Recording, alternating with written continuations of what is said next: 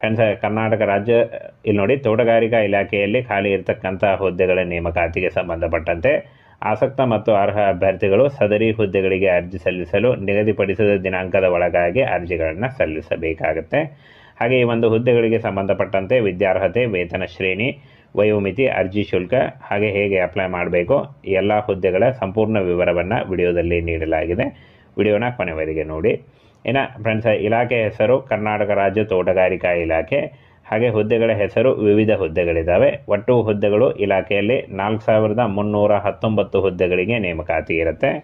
ಅರ್ಜಿ ಸಲ್ಲಿಸುವವರಿಗೆ ಆನ್ಲೈನ್ನಲ್ಲಿ ಆಫಿಷಿಯಲ್ ವೆಬ್ಸೈಟಿಗೆ ಹೋಗಿ ನೀವು ಅರ್ಜಿಗಳನ್ನು ಸಲ್ಲಿಸಬೇಕಾಗುತ್ತೆ. ಹಾಗೆ ಇನ್ನು ಫ್ರೆಂಡ್ಸ್, ಹುದ್ದೆಗಳ ವಿವರವನ್ನು ನೋಡೋದಾದರೆ ಹಿರಿಯ ಸಹಾಯಕ ತೋಟಗಾರಿಕಾ ನಿರ್ದೇಶಕರು 256 ಹುದ್ದೆಗಳಿದೆ ನೋಡಿ. ಇನ್ನು ಮಾಸಿಕ ವೇತನ 52,000ದಿಂದ 97,000ವರೆಗೆ ಪರ್ ಮಂತ್ ಸ್ಯಾಲ್ರಿ ಆಗಿರುತ್ತೆ. ಶೈಕ್ಷಣಿಕ ವಿದ್ಯಾರ್ಹತೆಯನ್ನು ನೋಡೋದಾದರೆ ತೋಟಗಾರಿಕಾ ವಿಷಯದಲ್ಲಿ BSc ಅಥವಾ ಪದವಿ ಪಡೆದಿದ್ದರೆ ನೀವು ಅರ್ಜಿಗಳನ್ನು ಸಲ್ಲಿಸಬಹುದು, ಅಥವಾ ಸ್ನಾತಕೋತ್ತರ ಪದವಿಯನ್ನು ಹೊಂದಿದ್ದರೂ ಕೂಡ ನೀವು ಅರ್ಜಿಗಳನ್ನು ಸಲ್ಲಿಸಬಹುದಾಗಿರುತ್ತೆ. ಇನ್ನು ಸಹಾಯಕ ತೋಟಗಾರಿಕಾ ನಿರ್ದೇಶಕರು 475 ಹುದ್ದೆಗಳಿದ್ದಾವೆ. ಹಾಗೆ ಮಾಸಿಕ ವೇತನ 43,000ದಿಂದ 83,000 ಇರುತ್ತೆ. ಶೈಕ್ಷಣಿಕ ಪದವಿ BSc ಪದವಿ ಅಥವಾ ಸ್ನಾತಕೋತ್ತರ ಪದವಿ ಕೇಳಿದ್ದಾರೆ ನೋಡಿ. ಹಾಗೆ ಇನ್ನು ಸಹಾಯಕ ತೋಟಗಾರಿಕಾ ಅಧಿಕಾರಿ 1,136 ಹುದ್ದೆಗಳಿದ್ದಾವೆ. 40,000ದಿಂದ 78,000 ಪರ್ ಮಂತ್ ಸ್ಯಾಲ್ರಿ ಆಗಿರುತ್ತೆ. ವಿದ್ಯಾರ್ಹತೆಯನ್ನು ನೋಡೋದಾದರೆ BSc ಅಥವಾ ಒಂದು ಡಿಗ್ರಿ ಹೊಂದಿದ್ದರೆ ನೀವು ಅರ್ಜಿಗಳನ್ನು ಸಲ್ಲಿಸಬಹುದು. ಇನ್ನು ತೋಟಗಾರಿಕಾ ಸಹಾಯಕ 926 ಹುದ್ದೆಗಳಿದ್ದಾವೆ. ಮಾಸಿಕ ವೇತನ 23,000ದಿಂದ 47,000 ಇರುತ್ತೆ. BSc ಅಥವಾ ಪದವಿ ಹೊಂದಿದ್ದರೆ ನೀವು ಅರ್ಜಿಗಳನ್ನು ಸಲ್ಲಿಸಬಹುದು. ಹಾಗೆ ಇನ್ನು ಪ್ರಥಮ ದರ್ಜೆ ಸಹಾಯಕರು ನೋಡಿ 311 ಹುದ್ದೆಗಳಿದ್ದಾವೆ.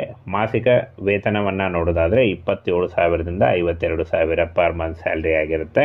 ಇನ್ನು ಶೈಕ್ಷಣಿಕ ವಿದ್ಯಾರ್ಹತೆಯನ್ನು ನೋಡೋದಾದರೆ ಯಾವುದೇ ಡಿಗ್ರಿ ನೋಡಿ, ಕ್ಲಿಯರ್ ಮೆನ್ಷನ್ ಮಾಡಿದ್ದಾರೆ, ಎನಿ ಡಿಗ್ರಿ ಹೊಂದಿದಂಥ ಅಭ್ಯರ್ಥಿಗಳು ಅರ್ಜಿಗಳನ್ನು ಸಲ್ಲಿಸಬಹುದು. ಹಾಗೆ ಶೀಘ್ರ ಲಿಪಿಗಾರರು 11 ಹುದ್ದೆಗಳಿದ್ದಾವೆ. 27,000ದಿಂದ 52,000 ಪರ್ ಮಂತ್ ಸ್ಯಾಲ್ರಿ ಆಗಿರುತ್ತೆ.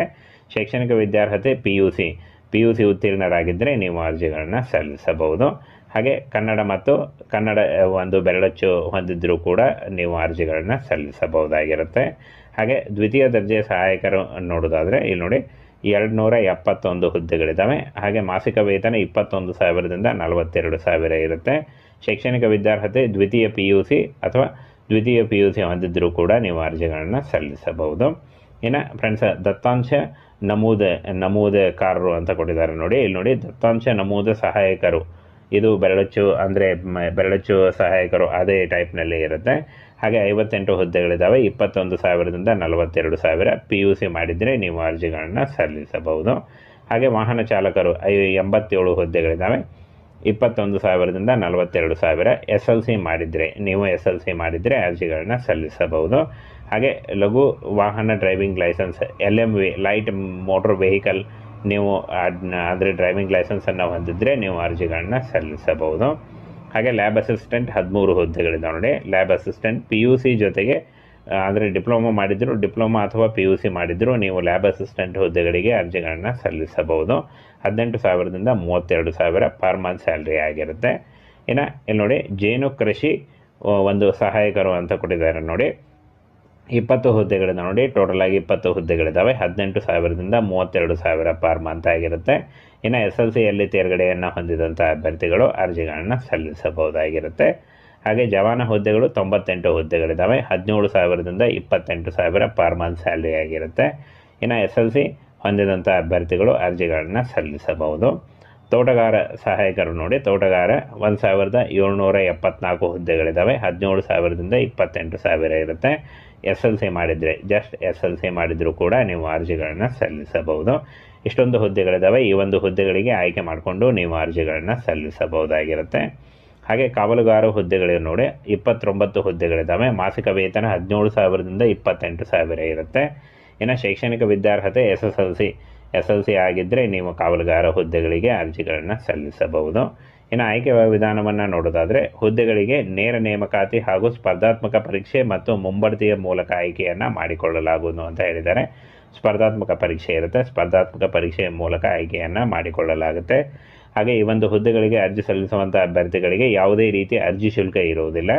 ಅರ್ಜಿ ಶುಲ್ಕದ ಬಗ್ಗೆ ಎಲ್ಲೂ ಮಾಹಿತಿ ಇಲ್ಲ, ನೋಟಿಫಿಕೇಷನ್ನಲ್ಲೂ ಇಲ್ಲ, ಅಂದರೆ ಒಂದು ಅರ್ಜಿ ಶುಲ್ಕ ಇರೋದಿಲ್ಲ.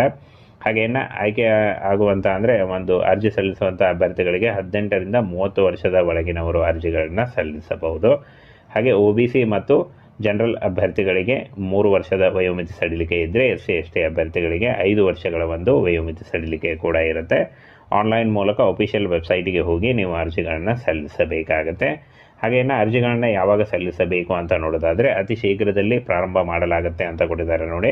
ಮೊದಲನೇ ವಾರ ಅಥವಾ ಕೊನೆಯ ವಾರದಲ್ಲಿ ಶುರುವಾಗುವಂಥ ಎಲ್ಲ ಸಾಧ್ಯತೆಗಳಿದ್ದಾವೆ.